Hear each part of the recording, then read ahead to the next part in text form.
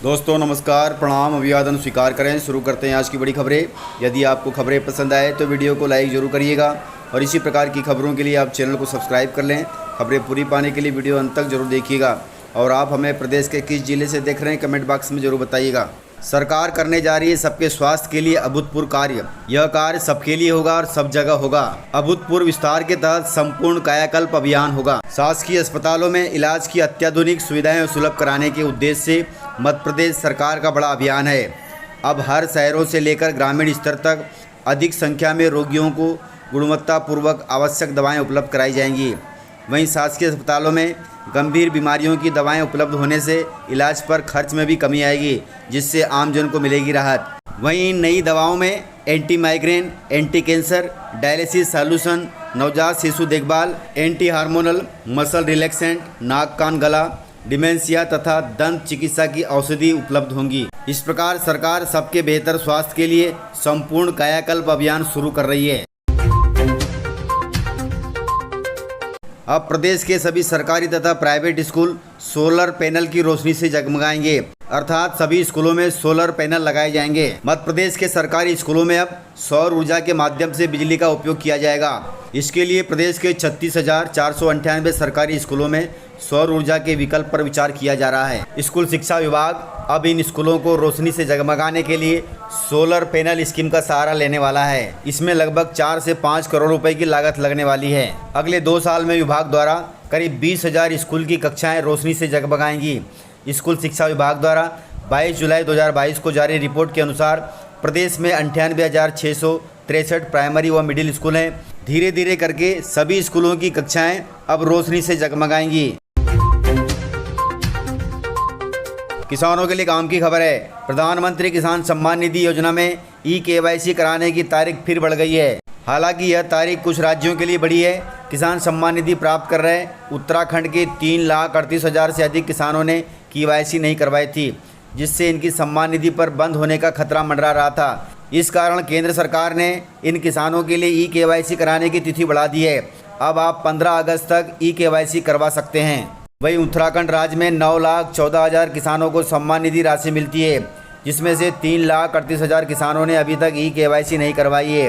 उन सभी किसानों के लिए केंद्र सरकार ने ई-KYC की तिथि में वृद्धि की है। वहीं बिहार राज्य के 19 लाख किसानों ने भी अभी तक ई-KYC नहीं करवाई है। प्रधानमंत्री किसान सम्मान निधि का यदि आप पैसा चाहते हैं तो 15 अगस्त तक जरूर ई-KYC करवा लें, अन्यथा आपका नाम PM किसान निधि योजना से कट जाएगा। और यदि आप मध्य प्रदेश के किसान हैं और अभी तक आपने ई-KYC नहीं करवाई है तो ज़रूर CSC सेंटर पर जाकर के इसकी जानकारी ले लें।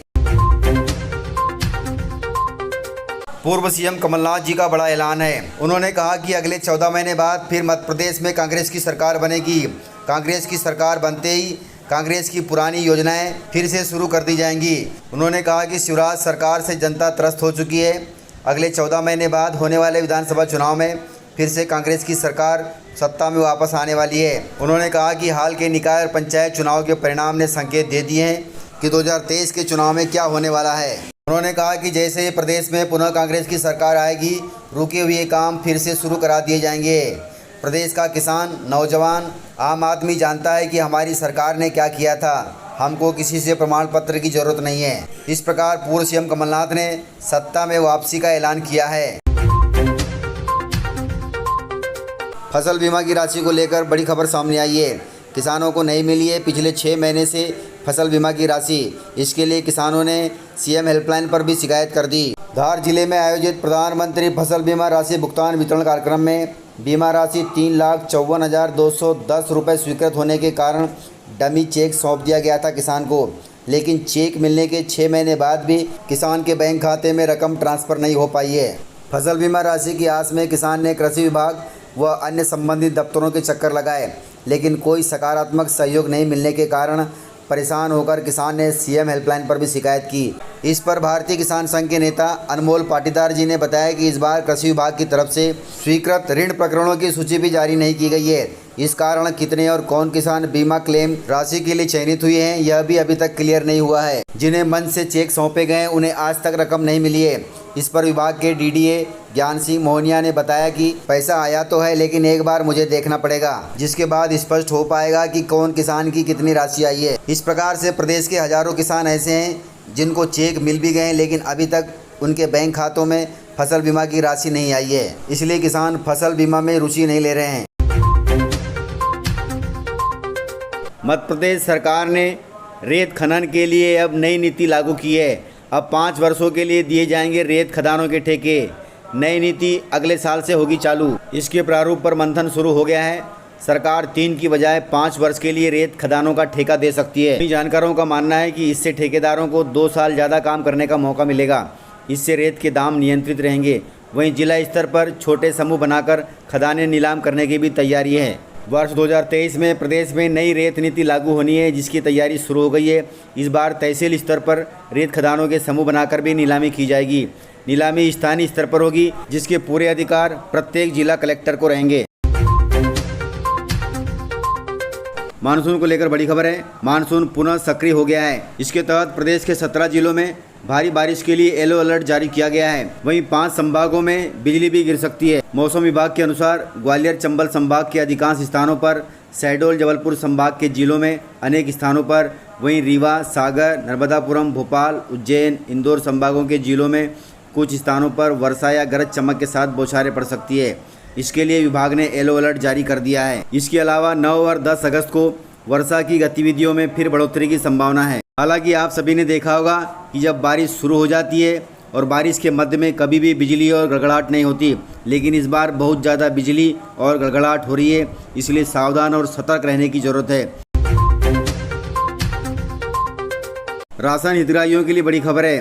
राशन वितरण में मनमानी का आरोप लगाया है ग्रामीणों ने। सेल्समैन पर राशन हितग्राहियों ने लगाए हैं प्रति यूनिट कटौती का आरोप। सिंगरौली जिले से खबर है। सिंगरौली जिले के तीरा गांव में सरकारी गल्ले की दुकान पर सेल्समैन की ओर से मनमानी करने का मामला सामने आया है। ग्रामीणों ने बताया कि कोटेदार की ओर से खाद्यान्न वितरण में प्रति यूनिट आधा किलो से लेकर 1 किलो तक कटौती की जा रही है, जिसके चलते उन्हें उनके हिस्से का पूरा राशन नहीं मिल पाता। हर राशन हितग्राहियों की जुबान पर सिर्फ एक ही बात चल रही है कि राशन सेल्समैन लगातार राशन में कटौती कर रहा है और इस कटौती को देखने वाला कोई भी नहीं है। लगातार जनता सेल्समैन से इस बाबत बात भी कर रही है, लेकिन जवाब एक ही आता है कि ऊपर स्तर से राशन कम आ रहा है। हालांकि हितग्राही कह रहे हैं कि उन्हें कम राशन मिल रहा है, लेकिन सेल्समैन ने साफ तौर से कह दिया है कि हम पूरा राशन जनता को देते हैं और इस तरीके से कोई भी धांधली नहीं की जा रही है। लेकिन प्रदेश की जनता सब जानती है कि राशन वितरण में कितनी धांधली हो रही है। प्रदेश तथा देश में हर घर तिरंगा अभियान 13 से 15 अगस्त तक चलेगा। हर घर तिरंगा अभियान के तहत मुस्लिम युवाओं ने निकाली बाइक तिरंगा रैली और हर घर तिरंगा लगाने का भी किया आह्वान। अलीराजपुर जिले से खबर है। अलीराजपुर जिले के जोबट में मुस्लिम समुदाय के युवाओं ने बाइक पर तिरंगा यात्रा निकाली। यात्रा का नेतृत्व कर रहे रफीक लोहार ने मुस्लिम समुदाय सहित नगर वासियों से तिरंगा लहराने की अपील की। यह कार्यक्रम आज़ादी के 75 वर्ष के अमृत महोत्सव के रूप में देश भर में एक साथ मनाया जा रहा है, जिसको लेकर इस वर्ष 13 से 15 अगस्त तक हर घर में तिरंगा फहराया जाएगा। मैं भी वीडियो के माध्यम से आप सभी से अपील करता हूं कि जितने भी सब्सक्राइबर हैं सभी अपने घरों पर, अपनी दुकानों पर तिरंगा जरूर फैलाएं और उसकी सेल्फी के साथ अपनी फ़ोटो हरघरतिरंगा.com वेबसाइट पर अपलोड कर सरकार से सर्टिफिकेट लें। शिक्षा विभाग के आदेश पर हुआ है अमल।